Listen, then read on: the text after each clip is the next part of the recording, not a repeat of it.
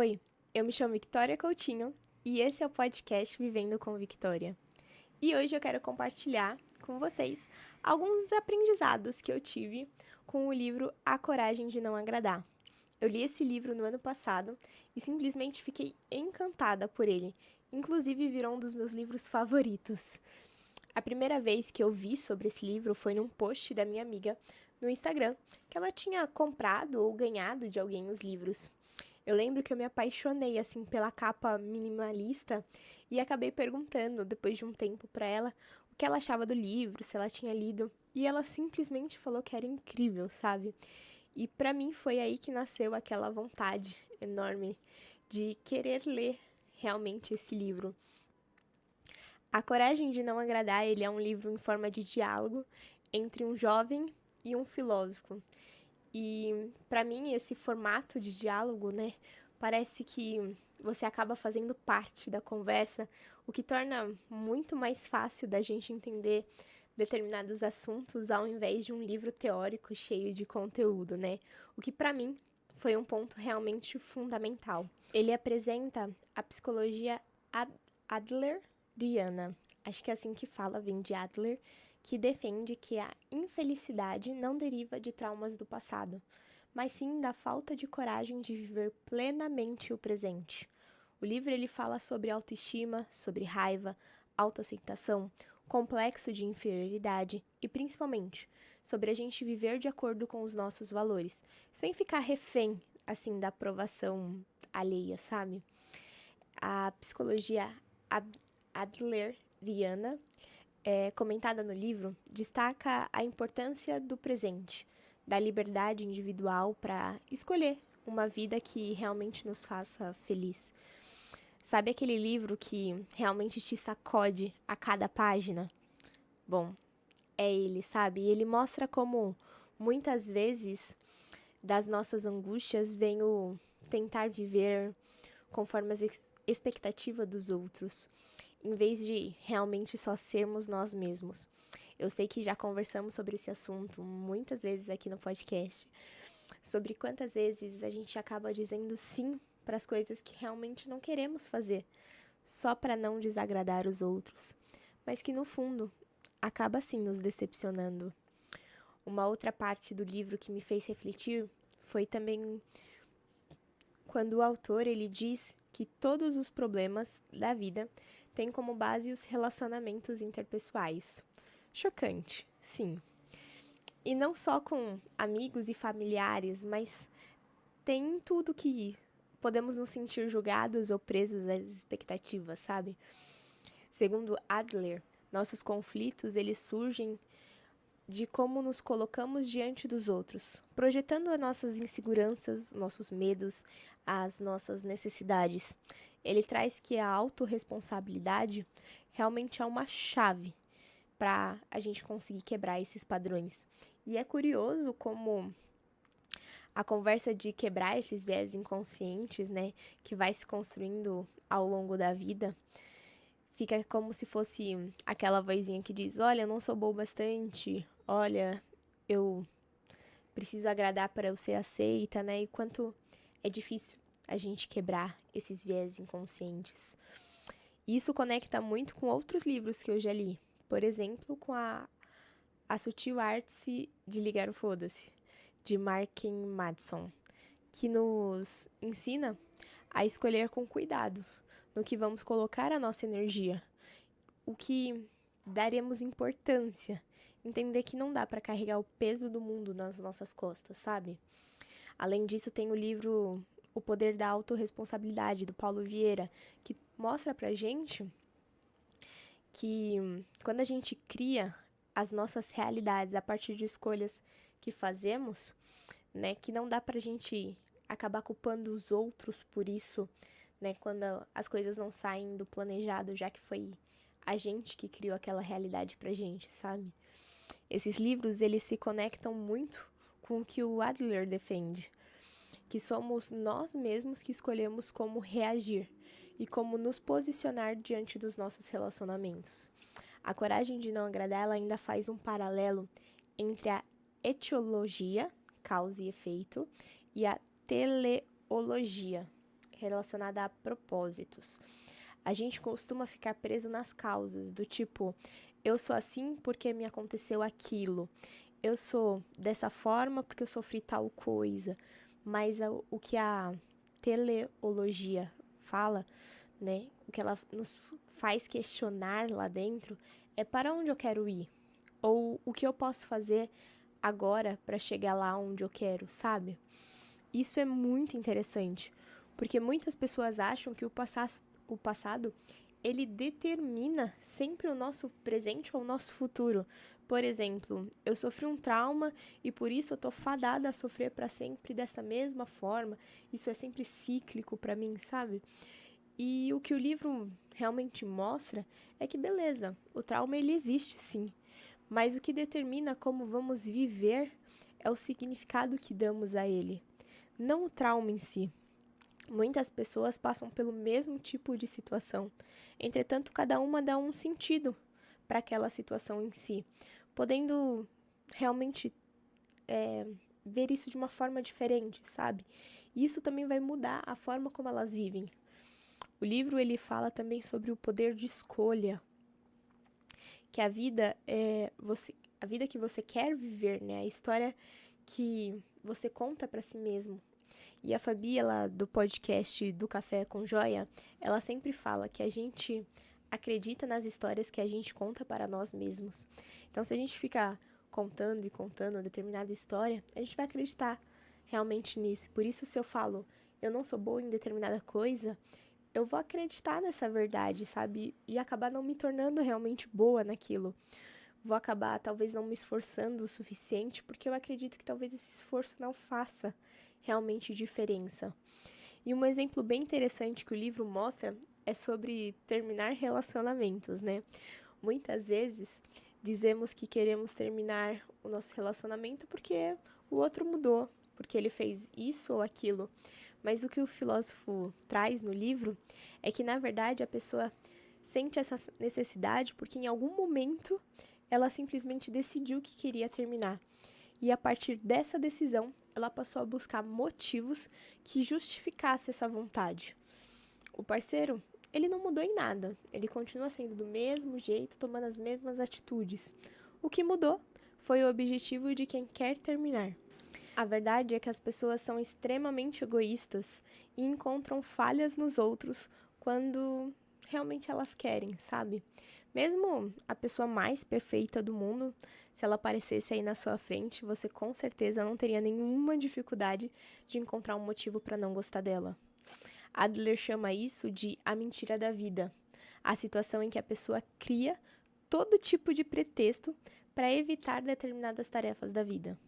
Nesse exemplo, ele mostra que a pessoa termina o relacionamento não porque o outro mudou, mas porque o objetivo dela mudou, decidindo de forma consciente ou não que ela acabe enxergando realmente defeitos que antes não eram problemas, que antes sempre existiram e que não tinha problema nenhum, sabe? E se pararmos para observar, isso acontece o tempo todo na nossa vida, sabe? Não é só em relacionamentos amorosos, mas também no trabalho, nas amizades, em tudo. Por exemplo, no meu caso, durante o meu estágio, eu já via sinais de coisas que me incomodavam. Mas no começo, elas não eram um problema para mim. Eu conseguia suportar, concordando ou não, me cobrando ou não. Era apenas parte do meu trabalho. Era o que eu sempre falava para mim. Até que um dia eu dei um basta naquilo que realmente estava me fazendo mal e passei a enxergar esses sinais como o verdadeiro problema, dando pretextos realmente para eu sair daquele estágio. E por quê? A verdade é que eu já tinha decidido que eu queria sair. Assim, decidi. E estava pronta para arranjar justificativas para sustentar essa decisão na minha cabeça. Por quê? Né, eu tomei essa decisão, então precisava arranjar motivos para isso. E no livro ele mostra que nós cavamos aquilo que queremos. Um exemplo é que o jovem comentou assim no livro que ele acabou gritando com o garçom e se sentiu mal depois disso. E o filósofo acabou perguntando para ele, tá, mas por que você gritou então com o garçom? E o jovem apenas respondeu que ele sentiu raiva e por isso ele gritou. Só que o filósofo ele rebateu isso. Falou, não, Você não gritou porque você sentiu raiva. Você buscou a raiva para poder gritar com alguém. Assim como uma criança mimada, por exemplo, sabe, querendo chamar atenção, que grita para chamar atenção, não significa que ela seja mimada. Ela só achou um meio de realmente chamar atenção. Logo, o jovem também buscou a raiva para poder justificar sua gritaria, o jeito como ele queria se expressar. É interessante como isso inverte tudo. Mostra que nós temos a responsabilidade pelas nossas emoções e reações. A gente vive dizendo que não consegue controlar a raiva. Eu mesma, por muito tempo, acreditei nisso e acabei descontando minha raiva em todo mundo, sem me importar com o sentimento dos outros e com as consequências que eu teria depois que a raiva passasse. Mas o livro ele mostra um cenário contrário, que é possível eu assumir a responsabilidade e mudar. Eu tenho aprendido aos poucos como me posicionar de uma forma diferente. Quando eu sinto que eu estou prestes a explodir, eu penso no que eu posso falar para deixar o clima mais leve, ou como eu posso ser mais compreensiva, ou que atitude eu posso ter diferente, para realmente não explodir, para realmente não usar a minha raiva ou dar justificativas para ela, sabe? Em vez de simplesmente só ter um ataque de raiva. Sabe aqueles momentos que a gente só coloca a culpa nos outros? Quando dizemos, eu gostaria que o outro mudasse, ele deveria ser assim ou assado. Ou ainda, o mundo é ruim, os relacionamentos que eu encontro são todos podres, né? Tudo isso, na verdade, são só desculpas que jogamos nos outros, no passado, ao invés de assumir que nós mesmos estamos criando as situações em que estamos. O filósofo, ele vai desmartelando todas essas nossas justificativas, sabe? E mostrando essa verdade dele. E um exemplo que me pegou muito, que a Fabi cita no Café com Joias, né? Que ela fala sobre a seguinte situação. Imagina você bravo, bem bravo, discutindo, cheio de raiva, gritando com alguém. Seja seu filho, seu namorado, seu marido, seu amigo, seus pais. Despejando toda a sua frustração naquela pessoa. De repente, o telefone toca. Você atende. E você atende com a voz mais doce e simpática do mundo, interrompendo a discussão como se nada tivesse acontecido. Tipo, oi, tudo bem? Como você tá? E tal. Termina a sua conversa e depois que você desliga, você volta imediatamente para sua gritaria, para a discussão onde você parou. Esse, para mim, foi o maior exemplo de que nós, sim, controlamos o que estamos sentindo e como escolhemos expressar as nossas emoções. Voltando ao exemplo da criança que grita, que a gente diz que ela é mimada, mas por que será que ela faz isso? Né? Porque talvez em algum momento ela descobriu que ao adotar esse comportamento, ela conseguiu o que ela queria, seja uma atenção, um cuidado, ou que as pessoas cedessem às vontades dela. Mas isso não significa que ele seja um bom comportamento, que seja um comportamento bom a ela. Às vezes ela vai ficar estressada, vai acabar jogando coisas, descontando em alguém, e mais tarde ela pode até se tornar um adulto que usa essa justificativa para seus ataques de raiva, dizendo que o problema não é ela, são os outros. E é aí que precisamos aprender como a comunicar nossas necessidades de forma clara, sem depender de explosões emocionais para realmente sermos ouvidos, sabe? O livro mostra que se vivermos sozinhos, talvez não teríamos tantos problemas como os enfrentamos hoje. Grande parte dos nossos sentimentos e comportamentos estão ligados ao que a Fabi chama de ganhos secundários. Mas o que seria isso, né? Bom, é quando a gente mantém um comportamento que, apesar de não ser produtivo ou benéfico, ainda assim nos dá algum tipo de benefício. Por exemplo, as pessoas que fumam. É um ótimo exemplo que a Fabi citou, ou que bebem. Né? Todo mundo sabe que faz mal esses comportamentos, mas por que continuam? Porque acaba tendo um ganho imediato, um alívio, um prazer, uma compensação emocional. E aí por isso que fazem. Percebe como isso é transformador? Significa que, para crescer de verdade, a gente precisa abrir mão dessa proteção, desse ganho secundário, e assumir que a vida é incerta, que nem sempre as coisas vão dar certo, que às vezes vamos errar, que às vezes pode causar uma emoção que a gente não gosta muito, mas a verdade é que às vezes a gente só também não estava pronto e tá tudo bem. Essa mudança de olhar de uma vida baseada não só em causas e efeitos, mas que também considera propósitos e objetivos, me trouxe mais clareza e coragem de agir. Afinal, se todos os problemas estão nos relacionamentos, a chave está em como nos posicionamos, assumindo a responsabilidade pelas nossas escolhas, reações e pela forma como lidamos com os outros. O livro ele ainda mostra que cada um é responsável pela sua própria felicidade. Não dá para transferir essa responsabilidade para o outro. Parece óbvio, né? Eu sei. Mas na prática, eu mesmo percebi que muitas das vezes eu culpava ou culpo os outros por situações que a responsabilidade é totalmente minha.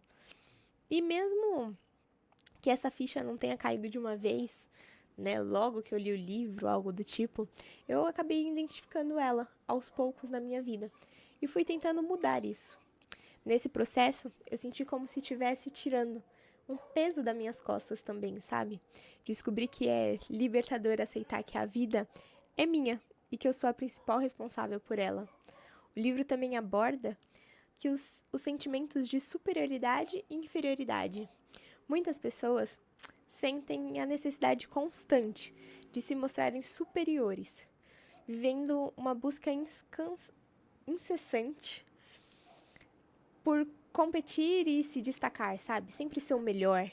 Mas não só porque elas querem realmente ser uma pessoa melhor, mas porque elas acreditam que elas precisam estar nessa posição para serem amadas, aplaudidas ou aceitas. É como se elas precisassem da validação dos outros para se sentirem valiosos. Por outro lado, o sentimento de inferioridade também se manifesta de formas sutis e dolorosas. Por exemplo, algumas pessoas se colocam como vítima o tempo todo, dizendo eu sou um coitado, ninguém entende a minha dor. A Fabi, no Café do Joia, fala que muitas vezes as pessoas acabam se machucando, mesmo que de forma inconsciente, porque elas querem, na verdade, atenção. Eu mesma tenho um exemplo familiar que a pessoa vive dizendo que ela tem a pior doença do mundo, que o problema dela é sempre mais grave do que qualquer um. E é claro que ninguém escolhe ficar doente, mas a necessidade de chamar a atenção surge como uma forma de buscar cuidado e compaixão. Segundo a Fabi, a gente não escolhe ficar doente, a gente só escolhe a atenção de uma maneira equivocada. O ator Adler também destaca a importância de construirmos relacionamentos baseados na igualdade e no respeito mútuo.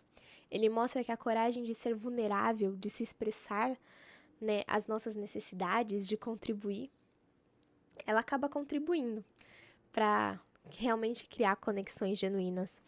Isso não só fortalece nossos laços, mas também enriquece a nossa jornada com experiências verdadeiras e significativas. O livro ele ainda discute as chamadas relações verticais, baseadas em elogios e críticas. Um padrão que, mesmo inconsciente, coloca alguém numa posição que tem habilidade e que não tem habilidade, criando uma dinâmica de melhor e pior. Isso leva a refletir sobre como podemos criar relações horizontais, focadas na gratidão, encorajamento, na confiança e na troca genuína. Ele nos lembra que somos todos iguais. Não idênticos, claro, com as nossas particularidades. Mas cada ser humano ele carrega um conjunto único de experiências que o formou. E por isso não faz sentido comparar ou medir quem é melhor ou pior. Por fim, e um último ponto que eu realmente gostaria de trazer aqui, é que o livro destaca sobre a importância de metas claras e de dar significado à nossa jornada. Para Adler, esses conceitos eles são fundamentais. Quando acabamos estabelecendo objetivos que estão bem alinhados com os nossos valores e paixões, conseguimos encontrar um propósito mais profundo para a nossa vida.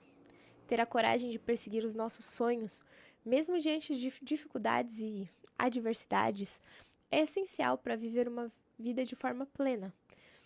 Mas, para chegar a essa coragem, né, talvez é necessário a gente olhar para dentro, refletir sobre nós mesmos, sobre as nossas escolhas e principalmente sobre quem somos em nossa essência.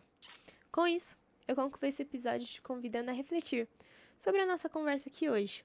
Lembre-se, tudo começa na mentalidade, as histórias que contamos para nós mesmos. Muitas vezes o problema não é o outro.